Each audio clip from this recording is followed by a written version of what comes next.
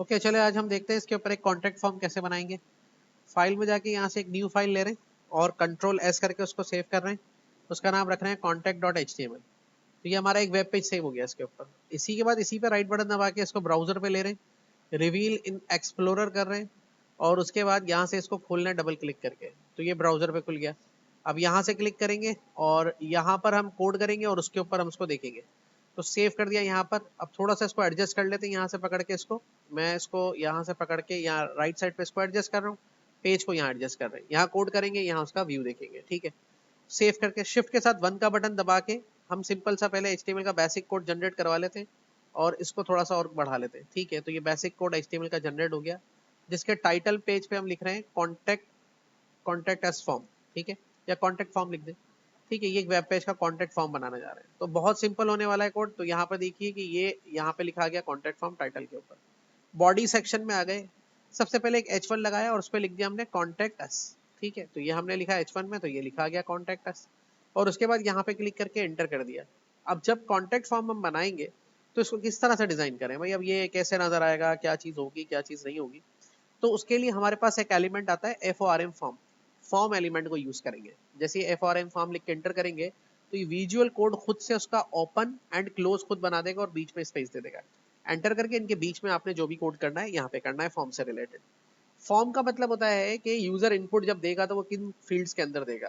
तो जो भी इसके अंदर हम कंट्रोल बनाएंगे उनको हम फॉर्म कंट्रोल्स कहते हैं। तो फॉर्म कंट्रोल बनाने के लिए आप क्या करेंगे, अगर हम सिंपल तरीके से देखें तो पैराग्राफ यूज करके भी बना सकते हैं और डिव करके भी बना सकते हैं। अब ये डिव क्या होता है, एक ब्लॉक लेवल एलिमेंट होता है। मतलब जैसे कि आपने एक ब्लॉक बना दिया, एक डब्बा बना दिया, ये डब्बा ट्रांसपेरेंट है, मतलब इस डब्बे की कोई भी शक्ल नहीं है, ये आपको नजर नहीं आएगा, लेकिन ये स्क्रीन के अंदर बना हुआ है, समझ लें। अब इस डिव के अंदर आपने क्या किया, एक लेवल का एलिमेंट यूज कर लिया। लेवल का एलिमेंट क्या होता है, किसी भी यूजर का इनपुट जो लिया जाएगा टेक्स्ट फील्ड पे, उसका लेवल डिफाइन करने के लिए। जैसे फर्स्ट नेम लिखा जाएगा तो यहाँ पर अब आपको लेवल इस तरह से लेवल की तरह नजर आएगा। तो ये लेवल का एलिमेंट जस्ट फॉर लेवल। इसके बाद आप यहाँ पे एंटर करके इनपुट टाइप कंट्रोल लेंगे। ये इनपुट एलिमेंट HTML का वो एलिमेंट है जो सिंगल टेक्स्ट इनपुट लेने के लिए इस्तेमाल होता है। इसकी टाइप बाय डिफॉल्ट टेक्स्ट है, नेम इसका कोई नहीं रखा, आईडी कोई भी नहीं रखी हमने, इसको बाद में डिस्कस करेंगे। तो यहाँ पे देखिए इसके आगे टेक्स्ट बॉक्स क्रिएट हो गया। ठीक है ना। अब यहाँ पर अगर आप इसको जब यूजर है इसमें कुछ टाइप करना चाहेगा तो लिख लेगा अपना नाम वगैरह इसके अंदर। इसी तरीके से अब आपको अगला बनाना है तो यहाँ पे आपने दोबारा एंटर किया फॉर्म के अंदर रहते हुए और एक और डिव बनाया। डिव के अंदर एक और लेबल बनाया, लेबल के बीच में आपने लिखा लास्ट नेम। ठीक है ना, लास्ट नेम। और यहाँ पे क्लिक करके नीचे आ गए और यहाँ पर आपने एक इनपुट टाइप बनाया और उसमें आपने लिख दिया सपोज टू बी कुछ भी नहीं लिखना, बस ऐसे ही करके बना दिया आपने। तो ये देखें फर्स्ट नेम के नीचे लास्ट नेम बन गया और फर्स्ट नेम और लास्ट नेम दोनों एक दूसरे के सामने नजर आ रहे हैं। लेट सपोज अगर आप ये चाह रहे थे कि ये जो है थोड़ा सा गैप के साथ नजर आए तो आप इनको भी डिप के साथ डाल सकते थे, एक और डिप के साथ। तो फर्स्ट नेम लास्ट नेम ये हमारा इस तरह से क्रिएट हो गया। अब यहाँ पे आगे जाते हैं तो नीचे आके एक और हम यूज करेंगे ब्लॉक लेवल एलिमेंट, डिप दोबारा लगाया। अब इसी तरह से इसको कंटिन्यू करना है, फर्स्ट नेम लास्ट नेम। अब लिखेंगे यहाँ पे email address.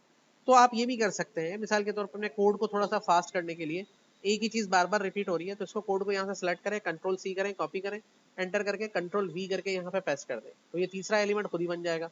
First name last name तो हो गया। अब यहाँ पे लिखेंगे हम ईमेल एड्रेस, तो यहाँ पे सेलेक्ट करेंगे ईमेल, तो ईमेल लिख दिया यहाँ पे। और यहाँ पर आके फिर आपने उसके बाद कॉन्टैक्ट लेना, दोबारा पेस्ट कर दें। तो यहाँ पर आपने ले लिया कॉन्टैक्ट। ठीक है, तो उसके आगे टेक्स्ट बॉक्सेस तो ऑलरेडी बनते चले जाएंगे। ठीक है, अब ई कॉन्टैक्ट के बाद हम चाह रहे हैं कि भाई वो लिखेगा अपना, इसमें कोई भी जो मसला है कॉन्टैक्ट फॉर्म में डिफाइन करेगा। तो डिव हमने एक बना लिया और उसमें एक नया एलिमेंट यूज कर लिया, टेक्स्ट एरिया। अब इनपुट में इनपुट टाइप टेक्स्ट में और टेक्स्ट एरिया में क्या फर्क है भाई, इसमें आप सिंगल लाइन का टेक्स्ट लिख सकते हो, सिंगल लाइन का टेक्स्ट लिख सकते हो, इसमें मल्टी लाइन का टेक्स्ट लिख सकते हो। ये देखिए इसमें मल्टी लाइन कर सकते हैं। तो अब यहाँ पे इससे पहले इसके कमेंट्स भी तो लिखवाने थे, तो कमेंट्स लिखवाने के लिए हमने इसके अंदर एक लेबल लिया और उसके अंदर लिख दिया कि भाई कमेंट्स आप लिखिए, क्या आपके कमेंट्स हैं इसके अंदर। सेव कर दिया तो कमेंट्स भी यहाँ पर आ गया। अब कमेंट्स तो मैं चाह रहा था नीचे नजर आए। ठीक है ना, तो नीचे नजर आए तो हम यहाँ पर एक और डिव बना लेते हैं और उस डिव के अंदर इस टेक्स्ट एरिया को डाल देते हैं। तो यहाँ से इसको कट किया टेक्स्ट एरिया का कोड को और यहाँ पर इस डिव के अंदर सिंपल सा हमने डाल दिया इसके अंदर। तो भाई अब ये कैसे नजर आएगा, अब ये ऐसे नजर आने लग जाएगा। सही है ना। तो डिव के नीचे डिव का मतलब होता है, ब्लॉक लेवल एलिमेंट का मतलब ये होता है कि एक एलिमेंट जो बनेगा तो अगला एलिमेंट उसके नीचे ही नजर आएगा। ठीक है, ये बात ध्यान में रखिए। तो ये कमेंट्स का भी आ गया इसके अंदर, फिर ये यहाँ पे कंप्लीट हो गया। ठीक है, अब इसके नीचे आते हैं उसके बाद भाई first name, last name, contact, email, comments, और अब बटन बनाना है। तो ये एक और डिव बनाया इसके नीचे, डिव DIV डिव बनाया हमने इसके नीचे और एंटर कर दिया। तो यहाँ पे आपके जाके इनपुट टाइप लिखेंगे। अच्छा, इनपुट टाइप लेंगे यहाँ पे, तो ये आप कहेंगे टेक्स्ट बॉक्स आ गया सर यहाँ पे, तो अभी टेक्स्ट बॉक्स आ गया, आप समझते हैं। अब समझने की जरूरत ये है कि इनपुट का एलिमेंट तो यही है, लेकिन इसकी टाइप हम चेंज कर सकते हैं। कैसे, क्या क्या चेंज कर सकते हैं? अगर हमें सिंगल लाइन टेक्स्ट लिखना है तो इसकी टाइप टेक्स्ट लिखें, सिंगल लाइन टेक्स्ट में से एक्स लिखें, और यहाँ पे इनपुट टाइप में अगर आपको ईमेल लिखना है तो इसकी ईमेल इनपुट टाइप ईमेल लिखें। इससे ये टेक्स्ट बॉक्स बाउंड हो जाएगा कि ईमेल एड्रेस ही लिखा जाए। उसके बाद इनपुट टाइप में अगर आपको कोई नंबर प्रेजेंट करना है, यानी कि बाकायदा न्यूमेरिक वैल्यू, तो इनपुट टाइप नंबर लिखें। उससे ये टेक्स्ट बॉक्स बाउंड हो जाएगा कि इसका सिर्फ नंबर ही लिखा जाएगा। उसके बाद इनपुट टाइप में अगर आपको बटन दिखाना है तो टेक्स्ट के बजाय इनपुट टाइप सबमिट लिख दें, तो सबमिट का बटन यहाँ पे क्रिएट हो जाएगा। टाइप चेंज करने से बटन क्रिएट हो जाएगा टेक्स्ट बॉक्स से।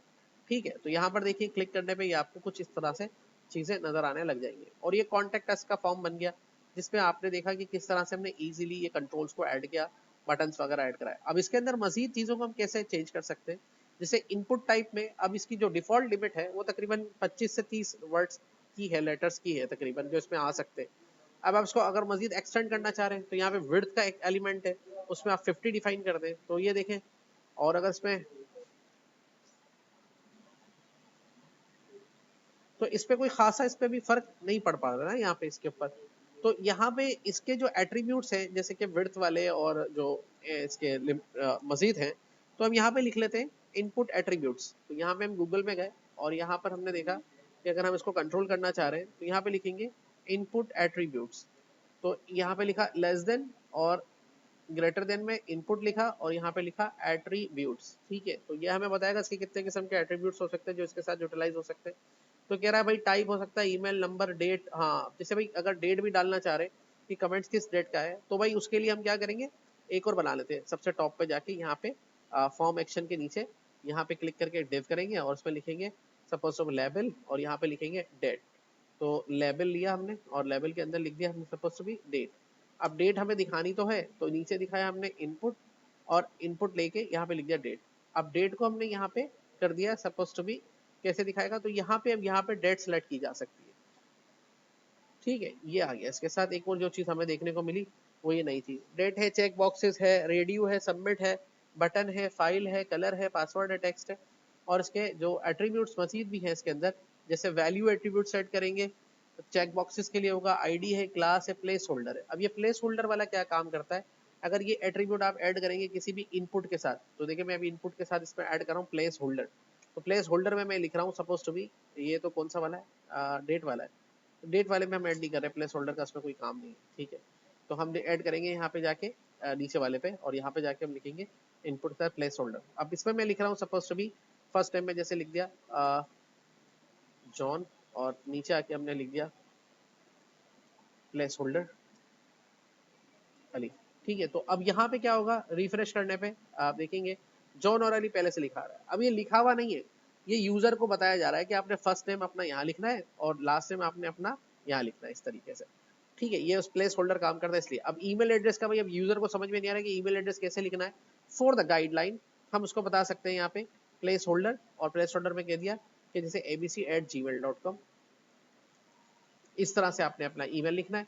तो यूजर को ये कुछ इस तरह से नजर आएगा दिखा हुआ। ठीक है, कॉन्टेक्ट नंबर किस तरह से डालना है इसके अंदर, ये यूजर को अगर हम गाइड करना चाह रहे हैं तो हम यहाँ लिखेंगे प्लेस होल्डर, और प्लेस होल्डर में बता देंगे 0300-123 हाँ 123 और इस तरह से आपने लिखना है। तो अब यूजर समझ जाएगा कि ऐसे मुझे अपना नंबर एंटर करना है। ठीक है, और यहाँ पे बताना चाह रहे हैं कि यहाँ पे कोई चीज उसको गाइड करना चाह रहे हैं, तो उसके लिए टेक्स्ट एरिया में भी लगा सकते हैं प्लेस होल्डर, ओपनिंग टैग में क्लोज से पहले place holder type your comments here. तो यूजर को ये एक मैसेज दिखाई देगा उसके अंदर पहले से, ताकि वो जब लिखेगा तो फिर वो हट जाएगा। तो ये इसके कुछ एट्रीब्यूट्स हैं जो प्लेस होल्डर वाले। अच्छा, रिक्वायर्ड है, डिसेबल है, रीड ओनली है, ऑटो फोकस है।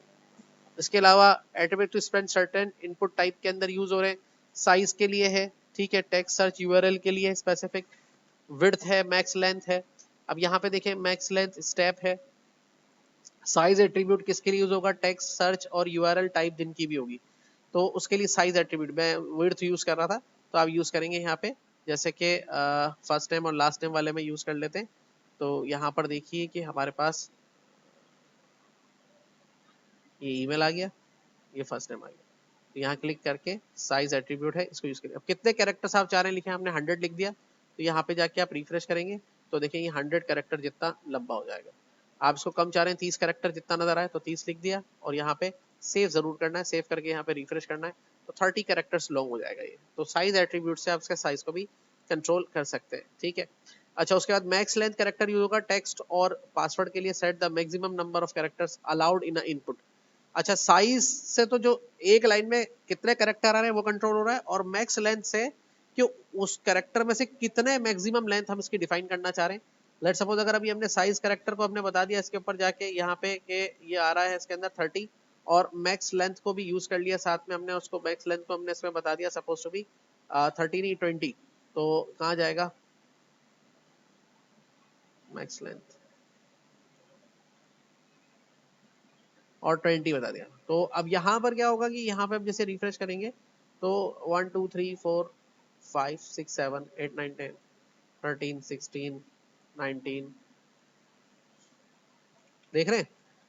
इसकी लेंथ तो आपने सेट कर दी साइज में जाके कि 30 कैरेक्टर की है, लेकिन मैक्स लेंथ आपने 20 कर दिया।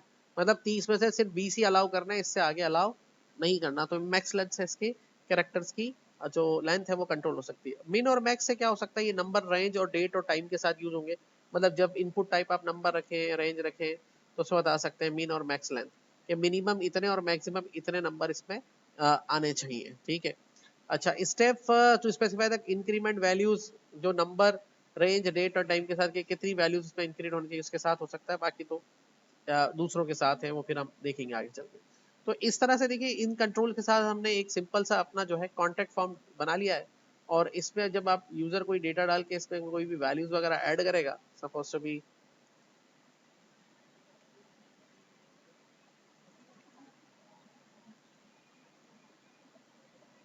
तो यहाँ से सबमिट करने पे वो डेटा अभी तो फिलहाल कहीं नहीं जाएगा।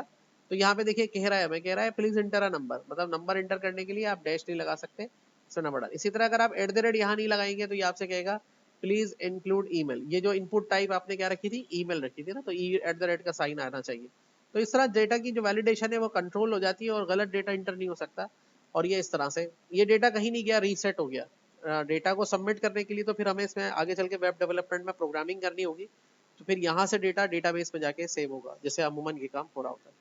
तो इस तरह हमने एक कॉन्टेक्ट फॉर्म बना लिया और इसको आप यूटिलाइज कर सकते हैं, ठीक है। इसको करके देख लें जल्दी से।